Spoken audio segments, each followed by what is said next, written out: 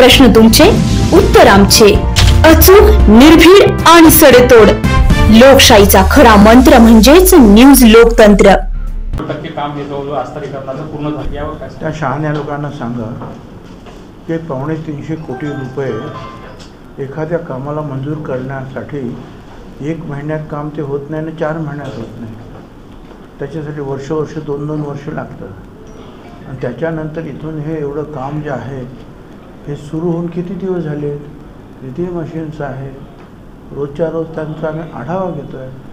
हे लोकांचं हे चालणार आहे. म्हणजे कितीही काम आपण केलं, म्हणजे कुठेही न होणारं काम आपण केलेलं आहे. तुम्हाला सांगतो, महाराष्ट्रात हे पहिलं काम आहे की गुजरातला आणि पलीकडे वाळून जाणारं पाणी आपण इकडे वळवलं.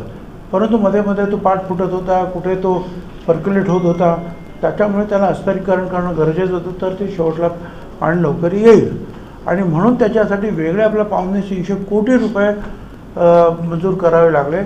आणि 2 पार्टमध्ये जे आहे ते काम सुरू आहे. 2 कॉन्ट्रॅक्टर, एक कॉन्ट्रॅक्टर कमी पडतो आहे म्हणून इकडचे काही कॉन्ट्रॅक्टरची माणसं जी आहेत तिकडे हलवली, मशीन्स तिकडे हलवल्या. आणि रोजच्या रोज त्याचा आढावा आपण मी घेत असतो. रोज किती मशीन्स आहेत, काय आहेत, किती आहे. ते बोलणाऱ्यांना काय आहे, नाही केलं तरी तसंच, केलं तरी तसंच. उद्या पाणी आलं तरी मग काय आहे, ते आमदारच आहे, मंत्रीच आहे, पाणी येणारच होतं, त्याच्यात काय विषय, असं म्हणायला बसलेले आहेत लोक. तर त्यांना काय म्हणायचं असेल ते म्हणू द्या. काय मी माझं काम करतो आहे प्रामाणिकपणाने. लोक त्याचं मूल्यमापन, शेतकरी समाज जो आहे तो योग्य रीतीने करेल. आपण नाराज काय वडाचं पान त्याचं काय म्हणतात, पिंपळाला लावायचं काम कशाला करता भाऊ. आणि तुम्हीच मला नाराज आहे का 10 वेळा विचारत 10 वेळा तेच उत्तर द्यायचं, काय अर्थ आहे. आणि आता तिथले काही प्रमुख लोक आहेत ते करतात. त्या सगळ्या मीटिंग मी अटेंड करणार ना. मला त्यांनी विचारलं की मग ते सर्वव्यापी सगळ्यांना बरोबर घेऊन आपण चाललं पाहिजे. काय आता इथे सुद्धा जे आहे, इथे सगळे लोक असतात. कुणाचं एक काम असतं, दुसऱ्याचं काहीतरी दुखणं असतं, तिसऱ्याचं काहीतरी हॉस्पिटलचं काम असतं, चौथ्याचं काय नोकरीचं काम आहे. त्या सगळ्यांना बरोबर घेऊन आपण चाललो तर पक्ष चालत असतो. आता या 2 ठिकाणी गेलो, कुठे वीज पडली तर तिथे काहीतरी मदत करणं गरजेचं आहे. कुणीतरी दगावलं तर तिथे घेतो. अशा तरी लोक जोडून, लोकसंग्रह करून, जेवढं लोकसंग्रह करू तेवढा पक्ष मोठा होतो. हा त्याच्या पाठीमागचा माझा म्हणण्याचा उद्देश आहे. राजकीय विश्लेषक बोलतात की काय असलं काय ऐकलं उज्ज्वला तिथं काम करण्याचा काय प्रश्न होता. ज्यावेळेला माझ्याकडे ते काम होतं त्यावेळेला मी ते काम केलं. आता तिथे पालकमंत्री आहेत, तिथले आमदार वेगळे आहेत, तिथले खासदार वेगळे आहेत. त्यांनी ते काम करायचं असतं ना.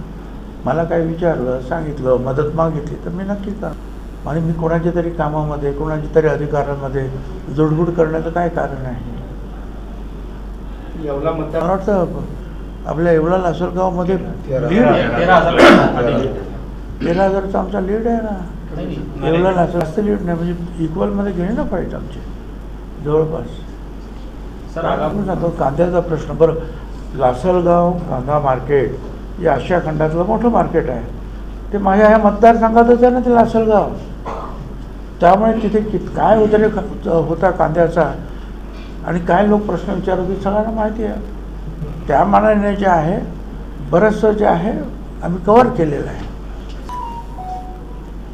लोकशाही आहे, प्रत्येकाला उभं राहण्याची इच्छा आहे.